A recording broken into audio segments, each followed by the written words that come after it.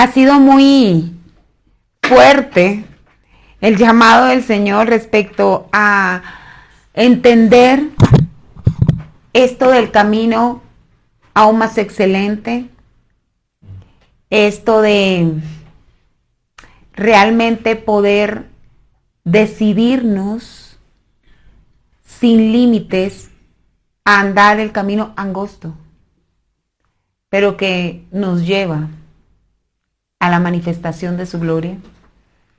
Y encontré este libro, que de hecho se lo regalamos a los varones, ¿cierto? Es de Paul Washer, Puerta estrecha, camino angosto. Lo vamos a tener acá en la librería y es un sermón de este varón de Dios sobre este mismo sentir que claramente es de parte del Espíritu Santo, llamando a su iglesia a discernir cuál es el camino. Y dentro de este libro se propone para iniciar algo que es tan básico y que es lo que hemos estado haciendo realmente en estas últimas 2 semanas, guiados por el Espíritu Santo, pero que hoy quiero como cerrar con ese énfasis. Él comienza este sermón con ese énfasis y nosotros vamos a terminarlo. Casi que ha sido un sermón de 2 semanas, domingos, martes, porque hemos venido hablando de lo mismo. Y se trata de examinarnos a nosotros mismos. Es decir, que podemos titularlo Examínate. Examínate. Examínate. Y para nadie es un secreto que la Biblia, la palabra de Dios, en repetidas oportunidades nos invita a eso. Nos invita a que nos examinemos. Y muchas veces hacemos énfasis en aquel salmo de David de examíname, oh Señor, ¿no? Examíname y muéstrame si hay caminos de perversidad en mi corazón. Y es el Salmo 139, 23, 24. Examíname, oh Dios, y conoce mi corazón. Pruébame y conoce mis pensamientos. Y ve si hay en mí camino de perversidad. Y guíame por el camino eterno. No nos tiene por qué extrañar que en este tiempo de consagración el énfasis de parte del Espíritu Santo sea reconoce el camino, porque la consagración es el camino angosto. Reconoce que este es el camino y examínate. Y es curioso porque este pasaje, mire, lo leemos y muchos lo tenemos en la mente, algunos acá lo parafrasearon conmigo, pero resulta que la Biblia es mucho más insistente en pedir que el hombre se examine a sí mismo. Y como que esa partecita así, nosotros no la tenemos muy entrenada. Yo voy a mencionar algunos pasajes, pero me voy a detener en una historia muy puntual del pueblo de Israel. Sin embargo, previo a detenerme allí, quiero recordar en 2 de Corintios 13 lo tremendo que nosotros encontramos, porque el apóstol Pablo tiene que llamar al orden. 2 de Corintios, ya sabemos que la primera es una carta cuestionario, preguntas, lo hemos dicho muchas veces, pero la 2 de Corintios es la carta más personal de Pablo, a pesar de ser dirigida a unos creyentes en general de Corinto. Es la carta que más habla de él, de su sufrimiento, de su apostolado, de su ministerio. Y deja ver cosas que sucedieron en el primer siglo y que siguen sucediendo ahorita. ¿Cómo qué? Como que en la iglesia estamos llenos de personas de creyentes que aún no entendemos lo que es el camino en Cristo. Y cuando él envía esta carta, esta segunda carta a los Corintios, las envía a una iglesia que está confundida, ya no por los asuntos básicos doctrinales que fue Primera de Corintios, sino que está confundida en la vanidad del conocimiento de la palabra sin aplicación. Y por eso se habían levantado unos superapóstoles que desconocían la autoridad de Pablo. Y le instaban, lo criticaban, le decían, prácticamente muestra tus credenciales, tú quieres asumir aquí un lugar de autoridad mandando cartas, muéstranos tú quién eres, y él les tiene que decir, perdón, mis cartas, mis credenciales son sus vidas. Ustedes conocieron al Señor Jesucristo por mi ministerio, sus propias vidas son mis credenciales. Y entendiendo que la iglesia se había llenado de vanidad y de orgullo, y que algunos decían, ay no, es que mi maestro es Apolos, ah no, mi maestro es Pablo, ah no, mi maestro es Cristo. Y recuerdo que mi pastor Colin siempre nos enseñaba, ¿usted cuál cree que es el peor? ¿Cuál es el más altivo? ¿El que decía mi maestro es Pablo? ¿El que decía mi maestro es Apolo? Eran altivos, pero el peor era el que decía mi maestro es Cristo. No reconocía la autoridad de ninguno de los dos. Y qué tremendo es que en este pasaje, cuando ya está cerrando, en 2 Corintios 13, él está cerrando estas exhortaciones, él hace la invitación. Y le voy a pedir que por favor abra su Biblia en 2 Corintios 13.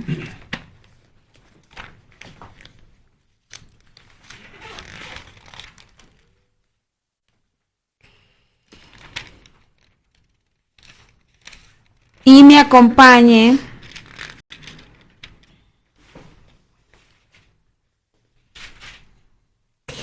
al primer versículo, en donde él dice, esto es tremendo, esta es la tercera vez que voy a vosotros, o sea, de verdad fueron necios. Y a la final concluye, por boca de 2 o 3 testigos se decidirá todo asunto. He dicho antes y ahora digo otra vez como si estuviera presente. Él está mandando la carta, pero dice, se los digo como si yo estuviera allá. Y ahora ausente, lo escribo a los que antes pecaron y a todos los demás, que si voy otra vez, o sea, si me hacen volver, o sea, ya he ido 3 veces, pero si ustedes me hacen volver, no seré indulgente con ustedes.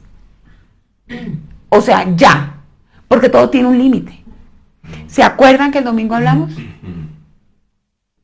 Hay un tiempo, y el tiempo se cumple. Dice, si vuelvo, no seré indulgente. Ya no seré ese Pablo de seguir pasando la ofensa, de buscar la restauración del ofensor, de todo que fue al comienzo de 2 Corintios, sino que dicen, pues buscáis una prueba de que habla Cristo en mí, el cual no es débil para con vosotros, sino que es poderoso en vosotros. Porque aunque fue crucificado en debilidad, vive por el poder de Dios, pues también nosotros somos débiles en él, pero no se confíen. Porque es que a él lo criticaban y decían, uy, pero esas cartas tan bravas que manda. Él es bravo en cartica, bravo, pero cuando viene es manso, le hace falta hasta carácter. Por eso es que él termina diciendo esto. Y él dice, pues nosotros somos débiles en él, pero viviremos con él por el poder de Dios para con vosotros. Y ahí hace la invitación. Examinaos a vosotros mismos si estáis en la fe. Probaos a vosotros mismos. ¿O no os conocéis a vosotros mismos que Jesucristo está en vosotros, a menos que estéis reprobados? Mas espero que conoceréis que nosotros no estamos reprobados.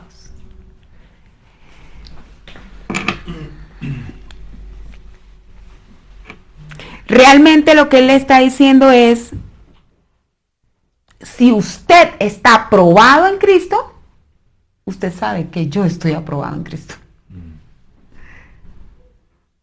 Porque tenemos un mismo espíritu.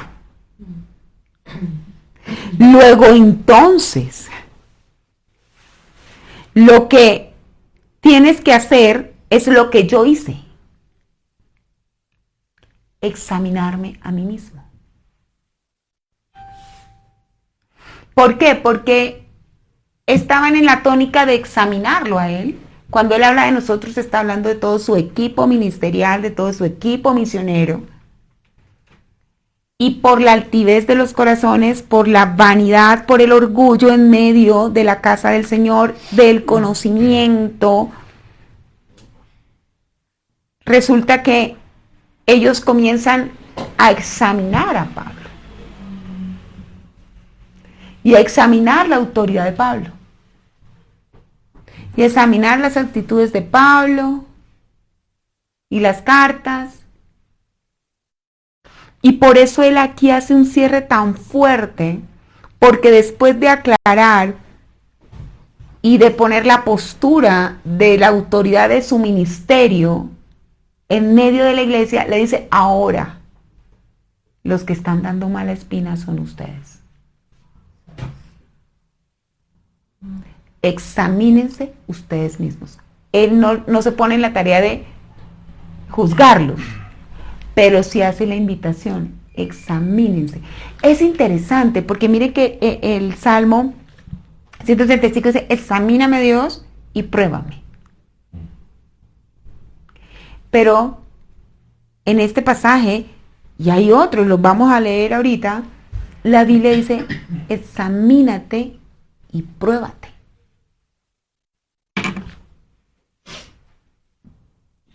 Es decir, en esto de la puerta estrecha, el camino angosto, en esto de la consagración, en esto es realmente el momento más idóneo para que cada uno deje de mirar y de examinar al otro y de verdad se mire a sí mismo y pese su corazón con las Escrituras.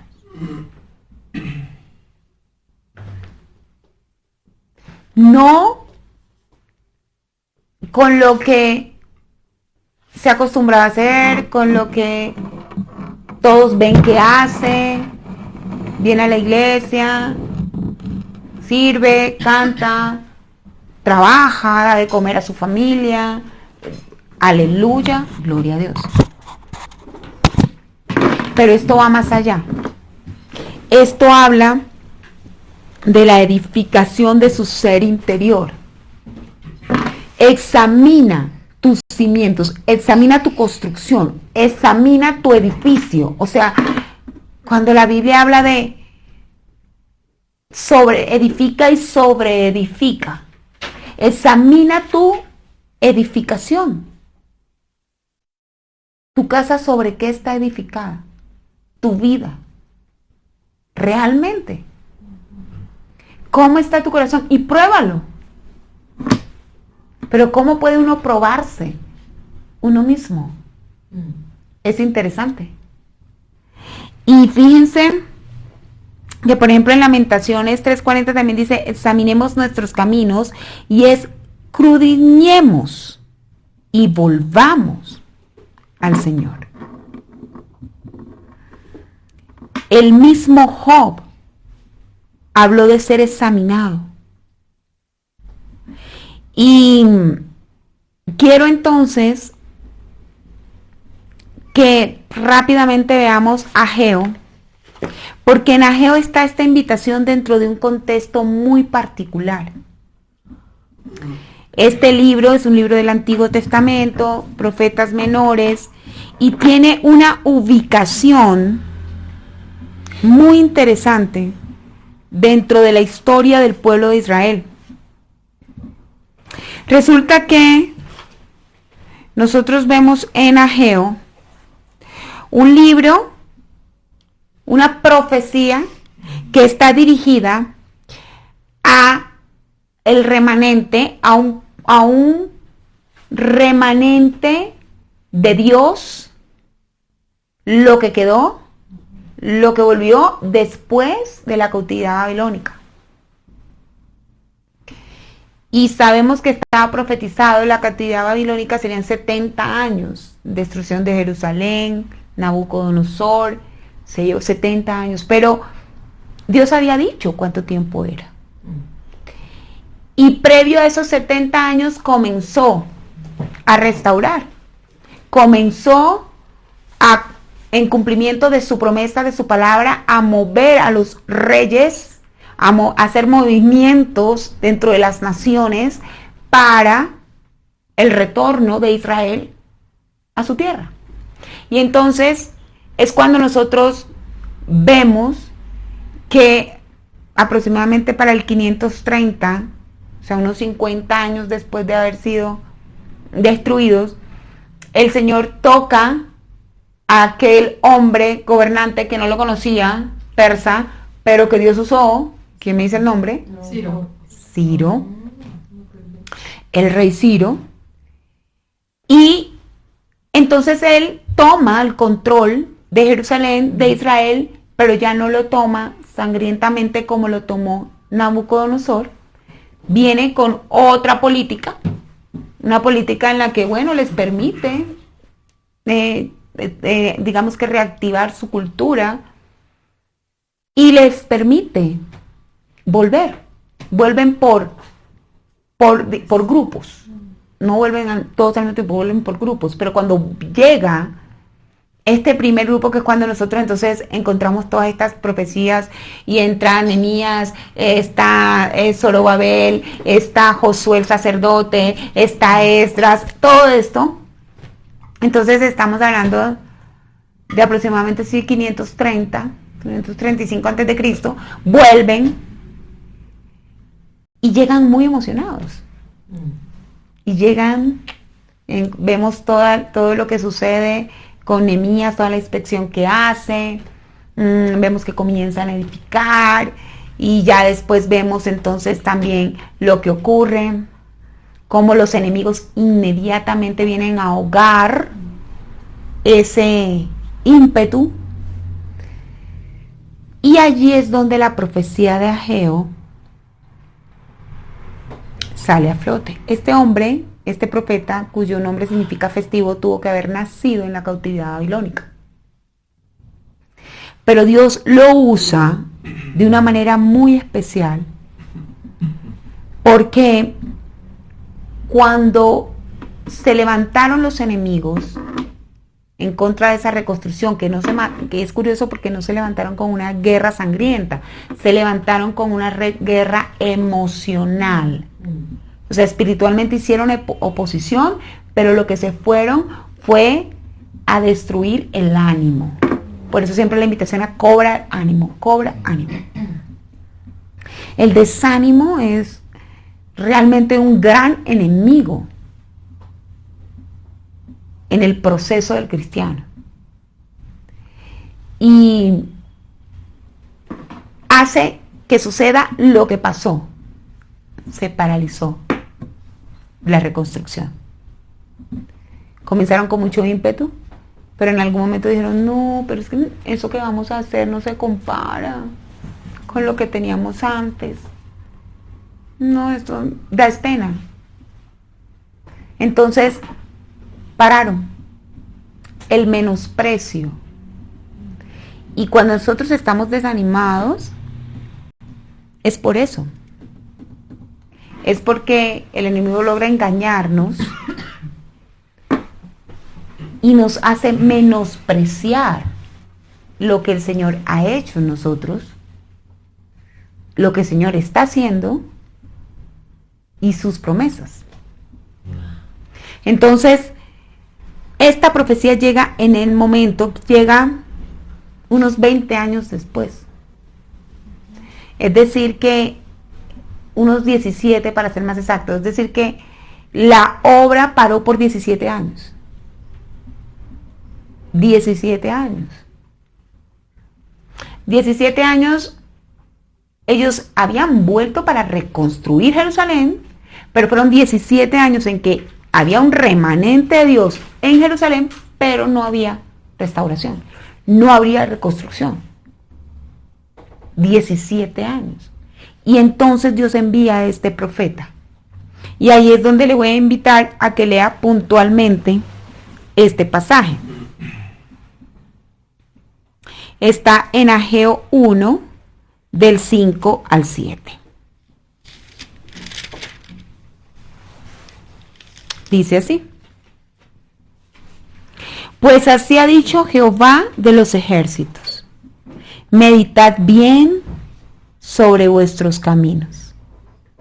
Sembráis mucho y recogéis poco. Coméis y no os saciáis. Bebéis y no quedáis satisfechos. Os vestís y no os calentáis. Y el que trabaja jornal recibe su jornal en saco roto. Así ha dicho Jehová de los ejércitos. Voy a leer del 7 en adelante. Meditad sobre vuestros caminos. Subid al monte y traed madera y reedificad la casa y pondré en ella mi voluntad y seré glorificado, ha dicho Jehová.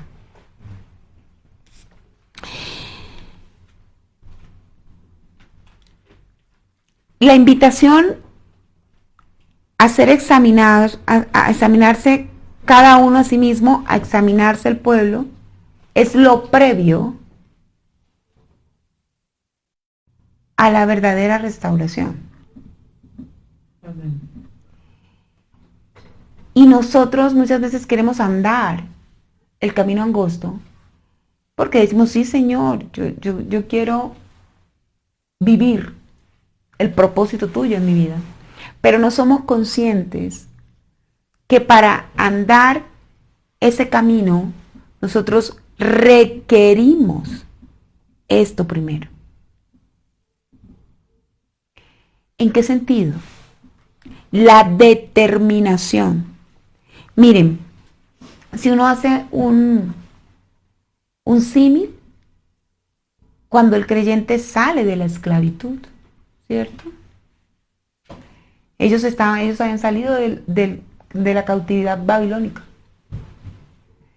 Y nosotros podemos hacer el símil cuando nosotros hemos sido sacados por la sangre del Cordero de esclavitud a libertad.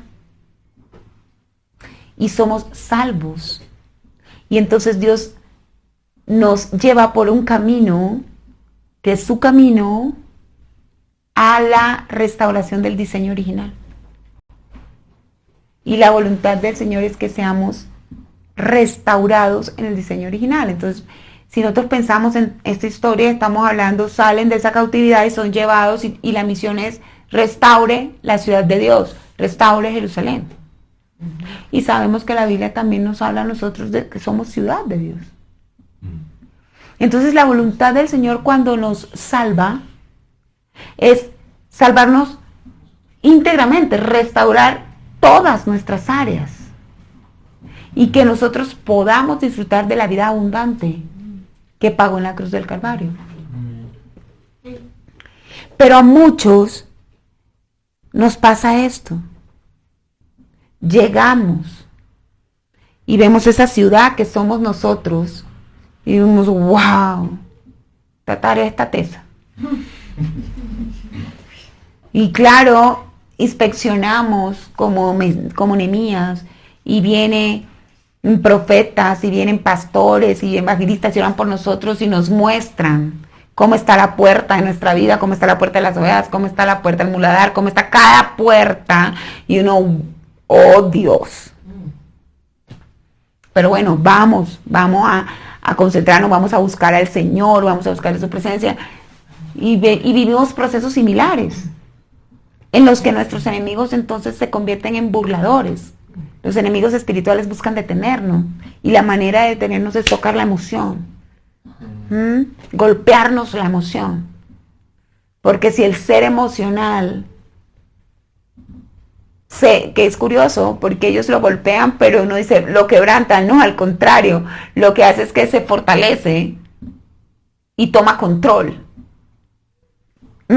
Se levanta por encima del espíritu y del cuerpo, y resulta que en las emociones, el ser emocional tiene que estar sujeto al espíritu. Entonces comienza a exacerbarse nuestras emociones.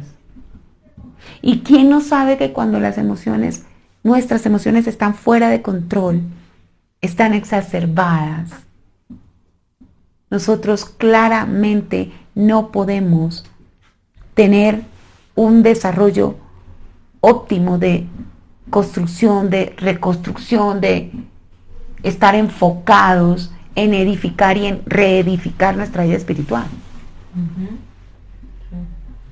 O sea, ¿quién con la emoción exacerbada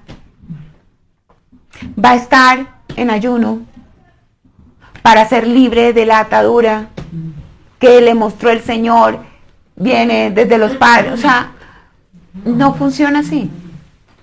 No hay vida.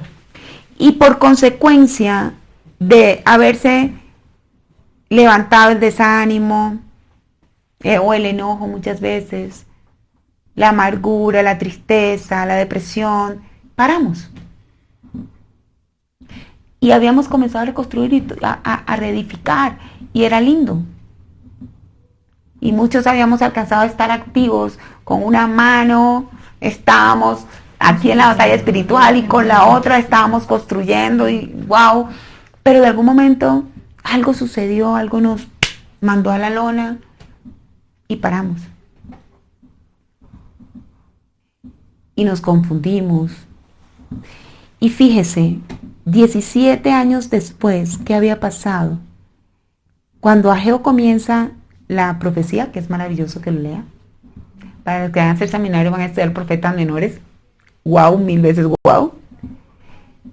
Él comienza diciendo, para ustedes no es tiempo. Para ustedes todavía no es tiempo de edificar Israel, de reedificar Jerusalén. Pero vaya y mírele las casas.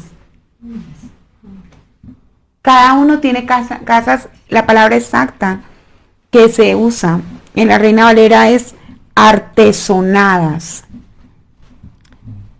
El versículo 4 previo al que leí dice, es para vosotros tiempo, para vosotros de habitar en vuestras casas artesonadas. Pero esta casa está desierta, está hablando del templo. Y ahí es donde luego de eso le dice, examínate. Examínate porque durante 17 años, remanente, te has dedicado a artesonar tu casa. Pero mi templo no lo has reconstruido. Y claramente ahí nos está hablando de esa diferencia que hay en edificar y reedificar mi ser espiritual, a gastar toda mi atención, mi esfuerzo, mi energía en edificar mi ser terrenal.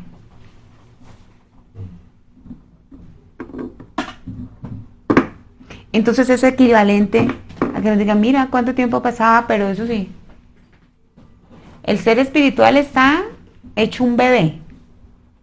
Todavía está de tetero nan 1. Pero para ti es tiempo de estar metido en el gimnasio 2 horas. Para ti es tiempo de estar elaborando tu vida social todos los fines de semana.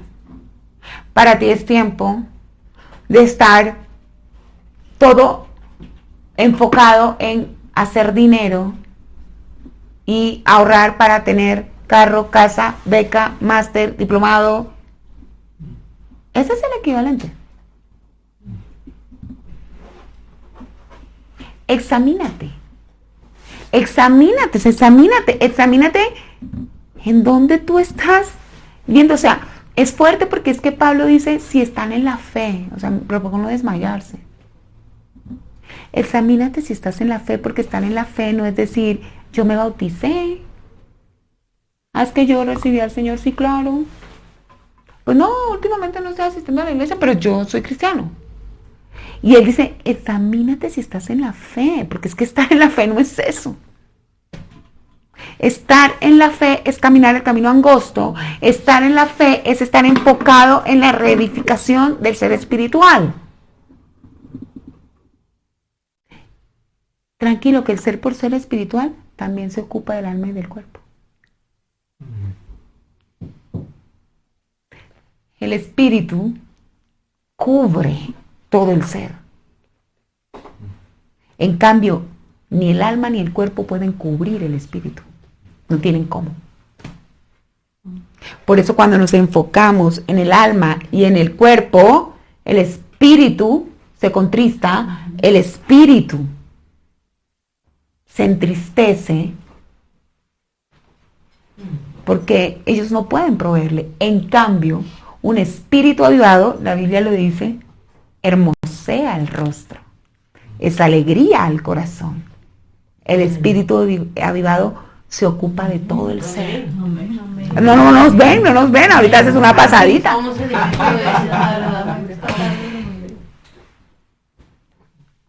Pero es fuerte darnos cuenta que no lo hacemos. Y hoy no vamos a hablar más, porque realmente la tarea es práctica.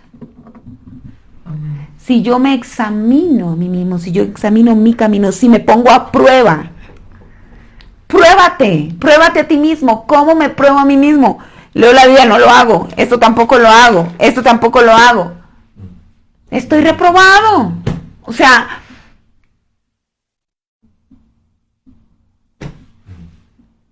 y es fuerte, porque cuando hablamos de reprobado, pues claro, viene toda esta conversación teológica, si es salvo o no es salvo, si se está hablando de entonces es hereje o no es hereje.